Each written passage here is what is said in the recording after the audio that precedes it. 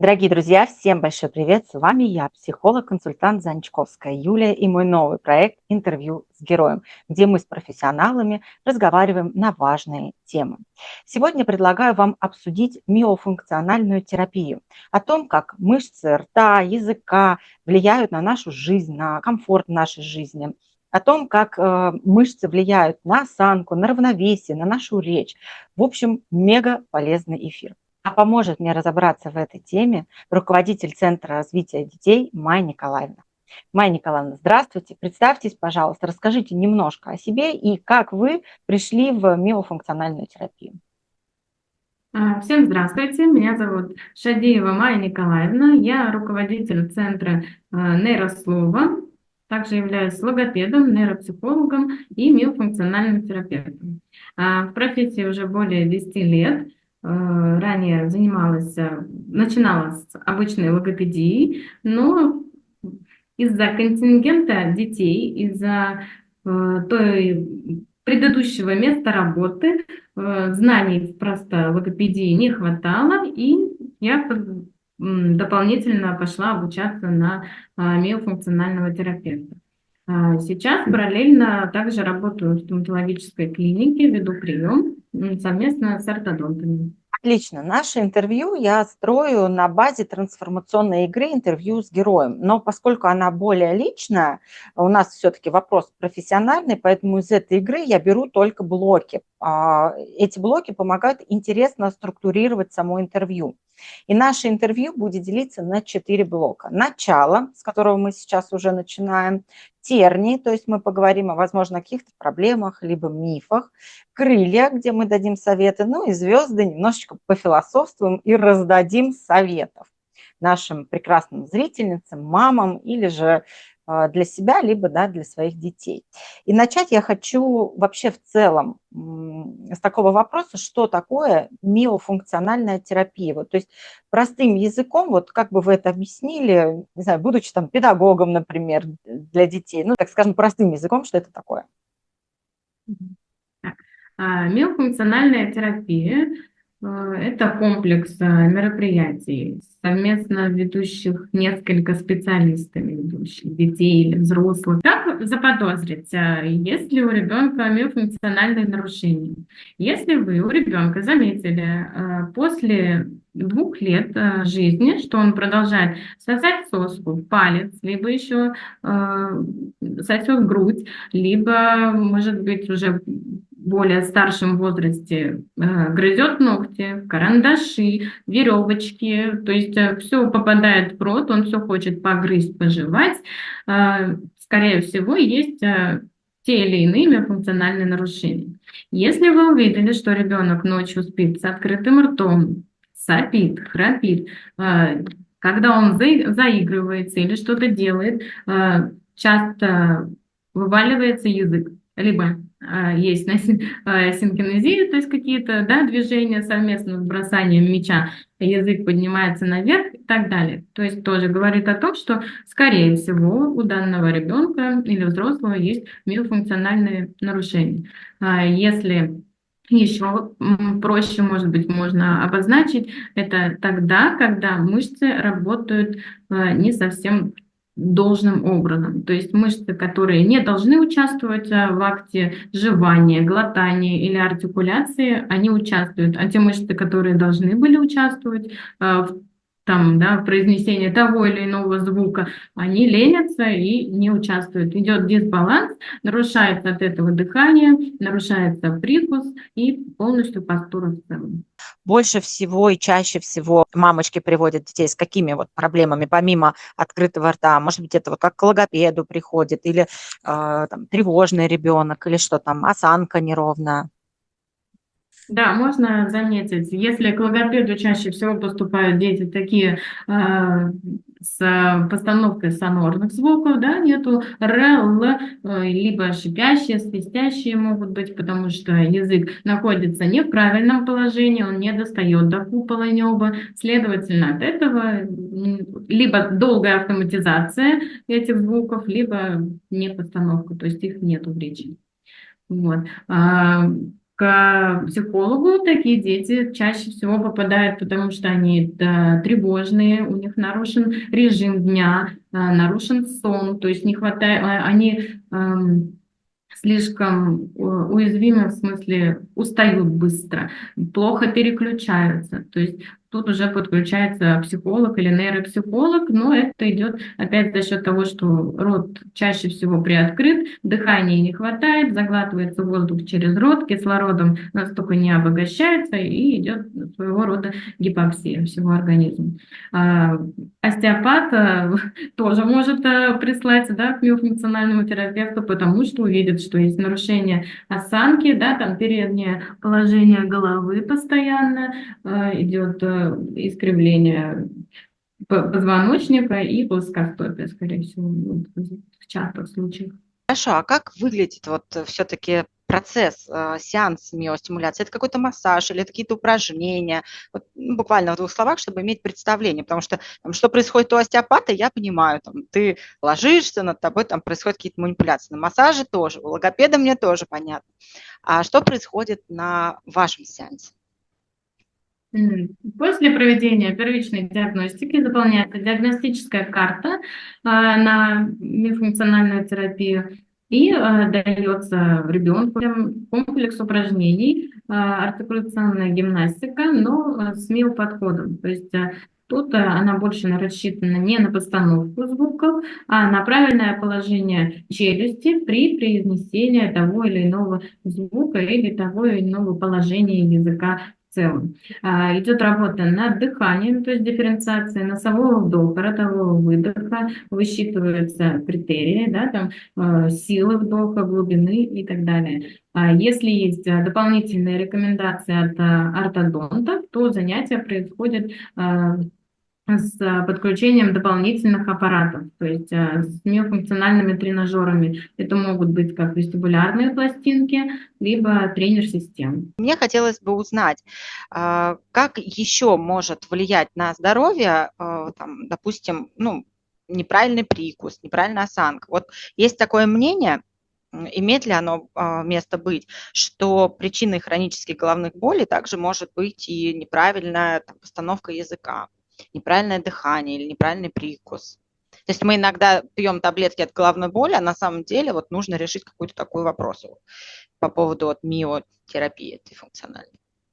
Да, такое суждение есть, и много написано статей и в российской, и в зарубежной литературе на многих конгрессах уже не раз эти случаи оправданы, то есть подкреплены статистикой, что головная боль зависит также и от прикуса. То есть когда даже взрослый человек, ну это зачастую взрослые люди уже, потому что ребенок, не все дети, так скажем, могут сказать, что у них болит голова, они не совсем это и не всегда понимают, но по статистике, когда взрослый человек менял прикус, исправлял, проходил миофункциональную терапию, то да, как бы количество, так скажем, головных болей безусловно, снижалось, потому что, ну, если совсем по-простому сказать, у нас есть височный нижний челюстной сустав, это вот здесь вот он находится,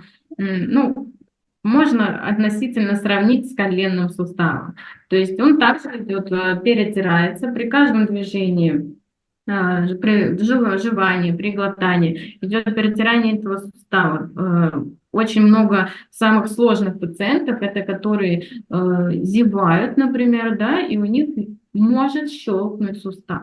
То есть в самых таких плачевных случаях можно зевнуть, и рот обратно не закроется. То есть защемит сустав, и там уже, естественно, будет более грубое лечение, уже может быть и оперативное. Вот. Головные боли проходят после того, как меняется прикус, меняется лицо, меняется положение головы, меняется опять же таки осанка, и человек больше насыщен кислородом, больше энергоспособен, и количество головных болей, безусловно, сокращается. Мгм. А вот что в отношении такого мнения о простудных заболеваниях и, например, неправильного дыхания? И возможно ли это исправить, вот если это там, неправильное дыхание, с помощью терапии?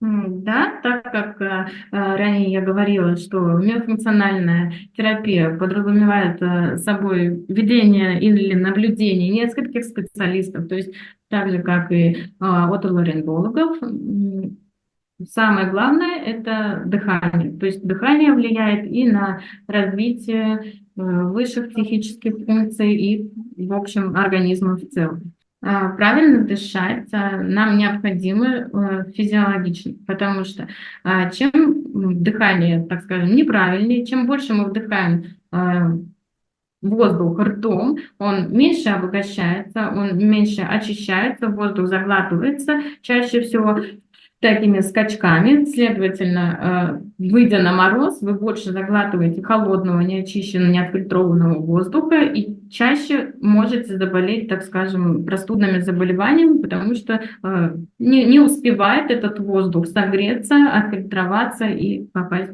в нужную, так скажем, Мгм. если это все происходит через носоглотку, да, через нос мы вдыхаем, то по этому пути воздух успевает отфильтроваться, согреться, очиститься и полностью пройти все этапы дыхания. Что такое правильное дыхание? Я так понимаю, это там грудью, или это животом, или это носом? Вот что такое правильное Есть дыхание?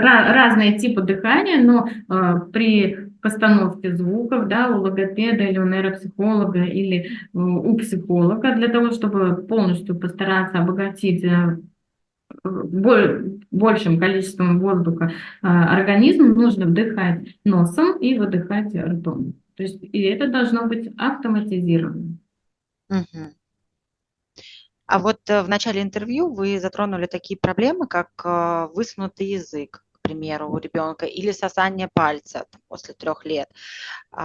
Признак чего это может быть? Вот почему нужно с этим обращаться? Потому что многие родители, ну, скорее всего, думают, ну, перерастет, наверное, как-то, да, как-то это рассосется само. И вот если с этим не заниматься, во что это может вылиться, к примеру? Если ребенок после 2 лет продолжает либо сосать палец, либо грудь сосать, либо пить из бутылочки, у него априори не может быть нормального прикуса, нормального жевания и нормального глотания.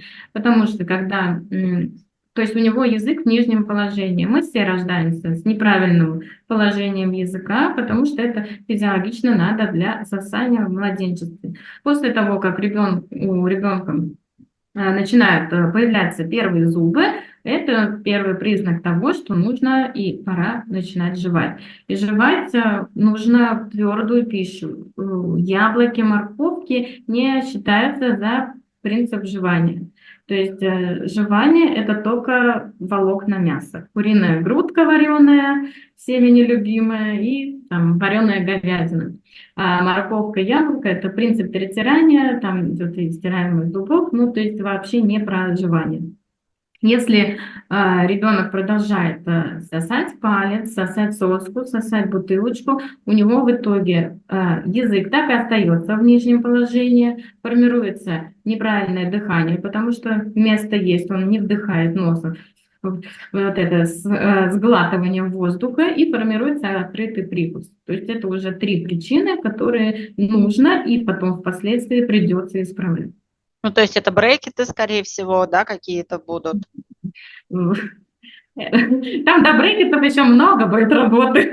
Ну, а какое? Расскажите, поделитесь, потому что мы же должны понимать, что нас ждет, если мы не будем это Ну, лечить. формируется открытый прикус, неправильное дыхание, то есть переднее положение головы. Ребенок часто устает, не хватает кислорода. То есть шипящие, свистящие соноры, реллы, они будут либо гортанные, так скажем, да, горловые, либо очень трудно их будет поставить и тем более автоматизировать.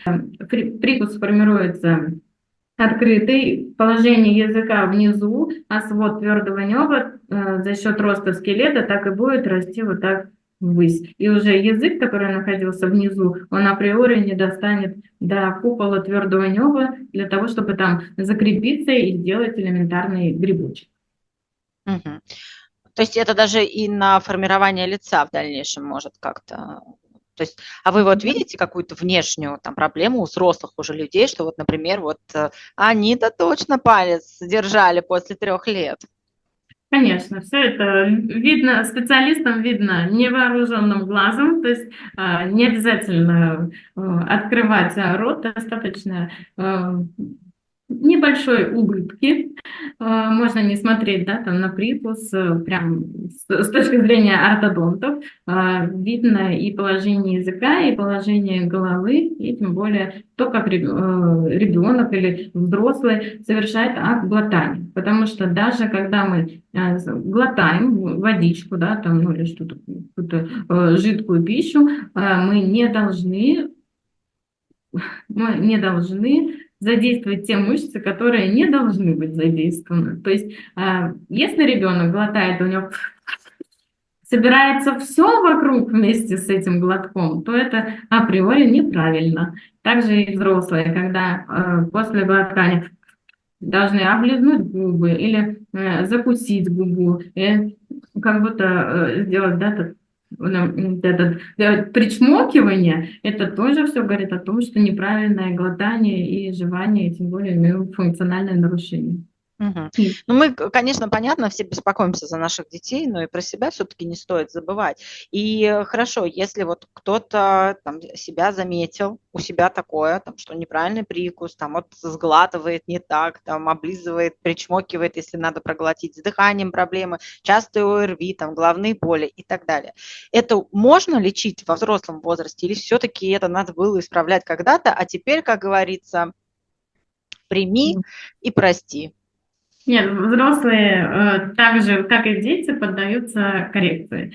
Все это исправляется, даже, скорее всего, быстрее. Ну, не то, что быстрее, а осознанней, потому что взрослые более осознанно и подходят к решению данных проблем и лечению ответственнее. Они готовы работать, они готовы вытерпеть, выдержать и по времени, и по продолжительности всю эту функциональную коррекцию, поэтому на взрослых по статистике даже лучше идут терапии. Мгм. А вот может миофункциональная терапия помочь, например, в таких вопросах? Вот брекеты, да, человек поносил брекеты, снимает, и через какое-то время, например, у него снова какое-то там движение пошло после этого, то есть результат ухудшается, теряется. Вот миофункциональная терапия здесь может помочь человеку как-то сохранить результат? Да, безусловно, но миофункциональная терапия, она прежде всего предотвращает ношение брекетов. То есть она либо сокращает срок ношения брекетов, если это была совсем, да, там тяжелый, там 3 класс и так далее, окклюзия, то сокращается срок ношения брекет-системы. Также после ношения брекет-системы, да, там устал, не знаю, много причин, да, и человек, пациент не носит ретенционную капу, то риска возвращения, так скажем, ну, не совсем старого, но опять неправильного прикуса, он имеет место быть. Естественно, пациенты и на брекет-системах также должны проходить миофункциональную коррекцию. Мгм. А вот вы сказали, что остеопаты часто тоже применяют эту терапию. А в чем вот они это применяют? Как она им пригождается? Чтобы мне тоже понимать, потому что я как человек, любящий остеопатов и все вот это дело, мне вот интересно понять, как они это в своей работе применяют. Они, ну, также они могут порекомендовать, да, функционального терапевта, либо наоборот. Мы меняемся пациентами, детьми, потому что они также работают с мышцами. То есть только они со своей стороны работают с мышцами, да, там пассивным путем, а миофункциональный терапевт работает, то есть заставляет человека, ребенка, пациента работать самому, самостоятельно со своими же мышцами. То есть все-таки я неправильно поняла, остеопат не сам это делает, а он направляет, чтобы кто-то повоздействовал на мышцы в виде массажа, какого-то вот правильной там постановки, упражнений, чтобы это, так скажем, физически реабилитацию какую-то пройти. Ну да, остеопат, он также работает и с положением головы, ну, с своими методиками. То есть он уже не дает методик артикуляционной гимнастики или правильного дыхания. Он пассивно работает с мышцами, с положением головы, с постурой в целом. То есть подходы, они идентичные, но немножко разными методиками. Мгм. То есть Всё, работаем над да. одним, так же, как и лор-врач, работаем над одним, но разными инструментариями. Да, я поняла теперь, что миофункциональная терапия – это некие упражнения, где-то там массажная, где-то правильно как-то что-то поставить, чтобы тело привыкло по-новому, условно говоря, правильно функционировать. И это идет в связке с какими-то другими врачами. Например, если человек мучается простудными заболеваниями, значит, наверное, это с лором. Если это ортодонты, то есть человек мучается с исправлением прикуса зубами, то значит совместно с ортодонтом. Вот. А бывают случаи, когда миофункциональная терапия, и в каких случаях там, ну, достаточно только ее, без сопутствующего? Вообще вся миофункциональная терапия в целом, она захватывает все звенья. То есть, грубо говоря, если ребенок пришел с банальным запросом там, в 4-4,5 года, нету свистящих. Нет свистящих, нет шипящих, язык наверх не поднимает и так далее. Если миофункциональный терапевт после проведения диагностики обнаружил миофункциональное нарушение и применил миофункциональную терапию, то есть, например, ношение тренер-системы, да, прописал, ребенок начал носить тренер-систему, у него как снежный ком, все закручивается, восстанавливается, ну, нормализуется и автоматизируется правильное дыхание, то есть уменьшаются простудные заболевания. Он носит тренер-систему, у него язык стал в правильное положение, от этого челюсть растет, исправляется прикус, он стал носить тренер-систему за счет расслабления тех мышц, которые давили, да, там, ну, грубо говоря, восстанавливается или правильно начинает развиваться уже и осанка, и постура, и ноги плоскостопия, да, выравниваются после проведения неких исследований. Мгм. А что такое вот эта система? Это как выглядит? Это такой как капа боксерская. Ну, Мгм. есть разные линейки, есть немецкая, есть французская. Выглядит вот так, как капа у боксеров. Она вставляется ребеночку в рот, накусывается, есть ячейки для зубов в некоторых моделях, есть такая горочка или ложечка для того, чтобы положить туда язык. Язык занимает сразу правильное положение, и ребенок учится и автоматизирует навык правильного глотания. Мгм. А это подбирается с терапевтом или А, после диагностики, да? Тренер-систему, да, зачастую лучше подбирать совместно с ортодонтом, потому что вы приходите на прием к ортодонту, он высчитывает высчитывает, насколько нужно расширить там верхнюю или нижнюю челюсть, подбирается модель тренер-системы, опять в зависимости от состояния десен, зубов, мышц, то есть совместно с ортодонтом, конечно, это более правильный подход. Ну, миофункциональный терапевт может назначить тренер системы, ну, так скажем, логопедические, которые, естественно, также повлияют на прикус, но не в таком объеме, а улучшат работу мышц и работу дыхания и языка. Мгм. Вот я знала такой случай, что, ну, так скажем, не то, что мои знакомые, но просто я как бы заочно знаю этих людей, но мы не общались. Вот у этой женщины ребенок ходил с высунутым язычком. И у меня, соответственно, такой вопрос: мало ли нас будут родители тоже с подобными проблемами слушать. Вот она его потом повела к логопеду, ну, потому что там были вопросы с речью. Она переживала, это понятно. И у меня, соответственно, вопрос: вот если такая проблема, идти к обычному логопеду или логопед плюс миофункциональная терапия? Или достаточно будет только одного? Или если мы добавим мио, это пойдет как-то все быстрее? Безусловно. Лучше, если будет все-таки миофункциональный терапевт или логопед, который закончил курсы миофункционального коррекции, чтобы хотя бы логопед имел представление о том, что а, есть такие проблемы и есть другие пути решения этой проблемы и коррекции. То есть срок даже логопеду станет легче, потому что срок постановки и автоматизации звуков даже у простого логопеда-звуковика гораздо сократится. То есть может ходить ребенок там, да, к своему логопеду, который ставит звуки, и параллельно к миофункциональному терапевту. И тот, и другой, безусловно, заметят результат, сократятся сроки постановки, автоматизации, улучшится дыхание, то есть период коррекции сократится. Это отлично. Это то, что хочет каждая мама и каждый вообще взрослый человек для себя, чтобы походить поменьше, а результата получить все-таки побольше. Вот на этой ноте мы перейдем в группу «Крылья». И я хотела бы вас спросить, среднее количество сеансов, которые необходимо пройти у миофункционального терапевта, чтобы решить там ту или иную проблему? Все зависит от типа коррекции на аппаратах, самостоятельно подключен ли логопедический массаж, да, миофасциальный массаж. То есть типы коррекции разные.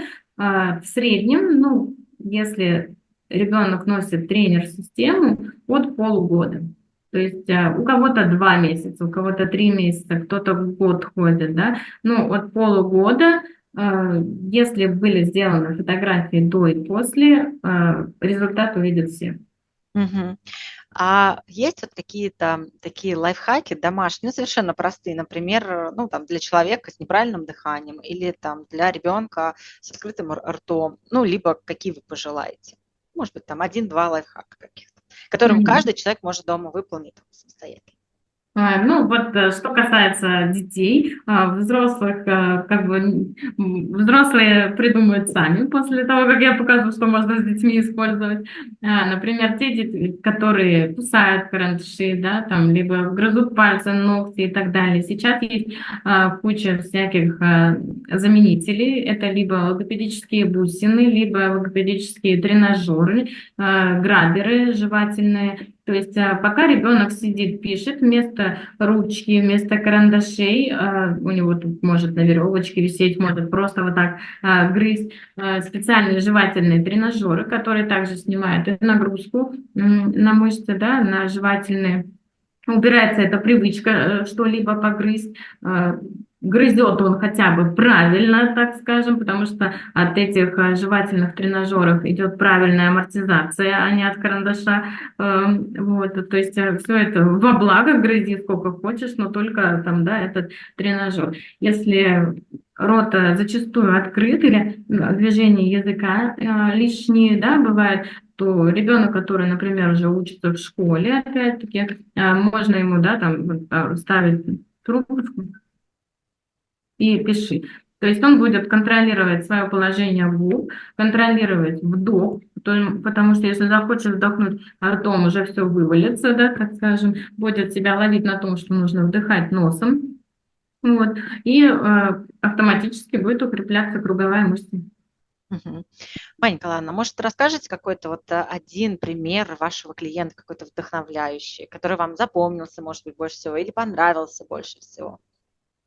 М, Вообще в миофункциональную терапию я пришла по опыту своего ребенка старшего.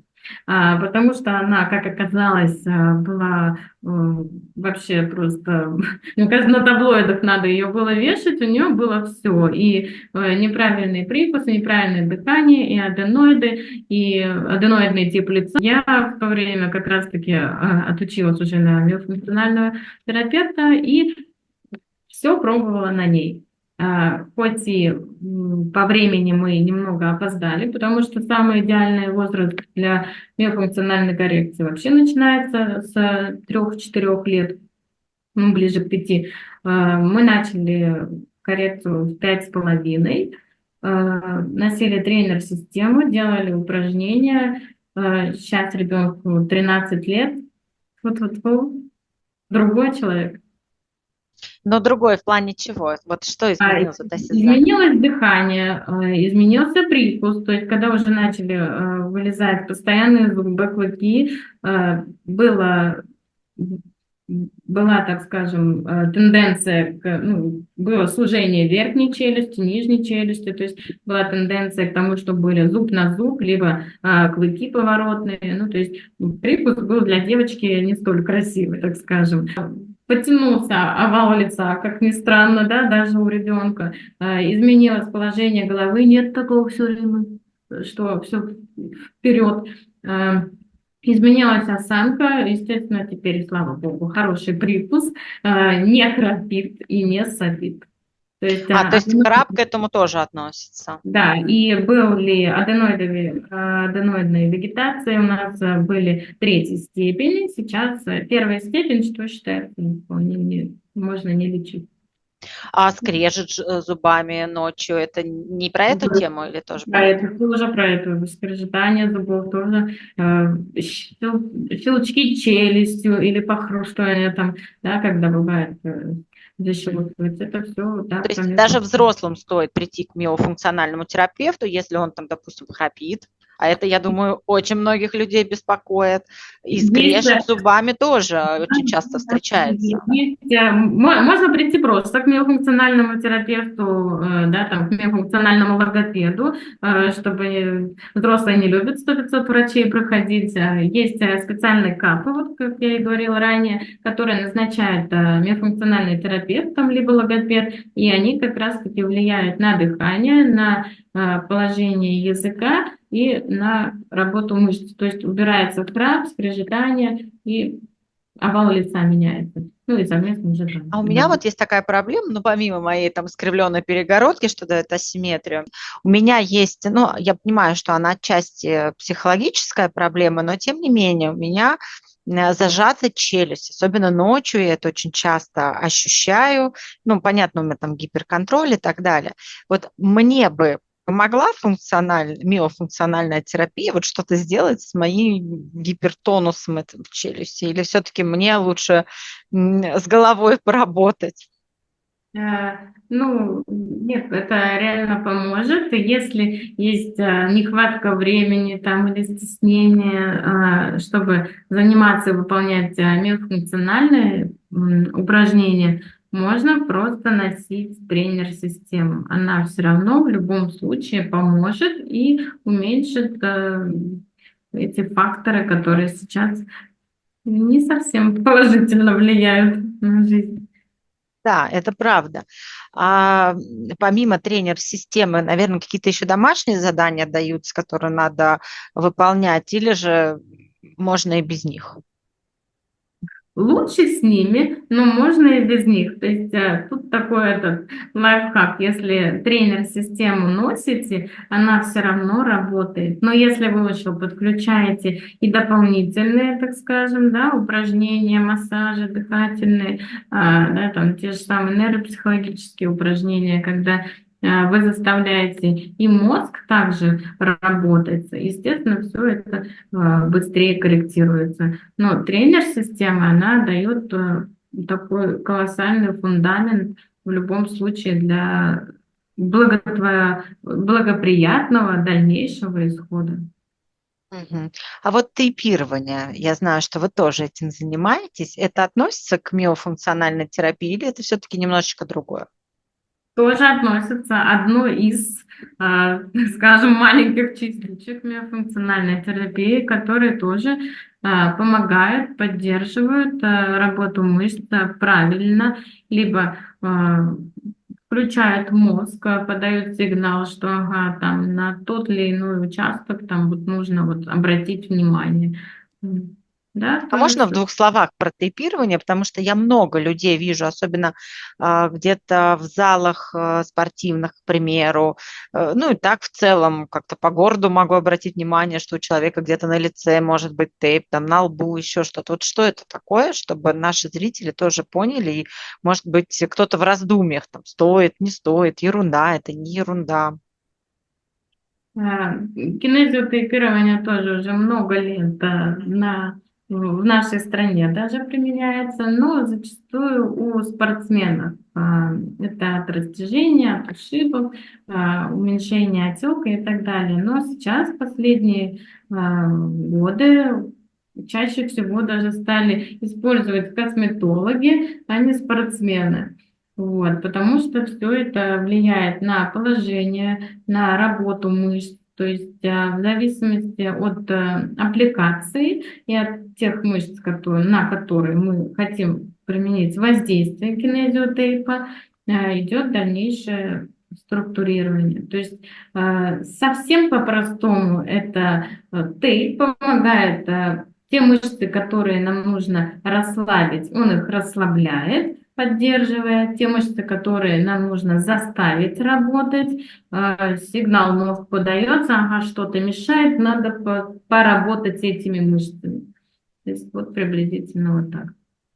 Да, и я вот даже работая в психологии тоже замечаю, что люди, когда, допустим, расслабляют какую-то мышцу, если мы берем, допустим, психосоматику, допустим, гнев, там, да, вот какой-то там человек скукожился, если вот он это расслабляет, у него столько энергии высвобождается и идет вот на те участки, где так давно не хватало. Поэтому, да, классная штука тейпы. И мы давайте перейдем с вами в последний наш раздел «Звезды», где мы немножко пофилософствуем. И у меня такой вопрос. Вот если мы представим через 20 лет, везде будет миофункциональная терапия, как вот обязательно, и в поликлиниках, к примеру, и каждый логопед будет это знать, и косметолог. Вот как может измениться жизнь людей качественно, там, внешне или внутренне? Ну, во-первых, все будут с красивыми, ровными зубами, с хорошим привкусом. Все будут полны энергии, потому что будет хватать дыхания, хватать кислорода на весь их организм. Будут более жизнеспособны, работоспособны, энергичны, довольны жизнью. Безусловно, будут меньше болеть. И я думаю, что будут все довольны своей внешностью в целом. Это очень важно, особенно быть довольным своей внешностью, принимать себя. И вот ваша история про 13-летнюю девушку, это же не только история про здоровье, про то, что там она вылечила прикус к себе, к примеру. Это про внутреннюю уверенность в себе, это про принятие себя, это про самоценность. И не стоит этим пренебрегать, когда здесь двойной эффект. Не только ты лечишь здоровье, но и поднимаешь еще и самооценку, и уверенность в себе, и ты можешь спокойно проявляться, да, и верить в себя. А какой бы вы хотели сейчас вот посыл оставить нашим зрителям, такой вот подводящий итог всему нашему интервью?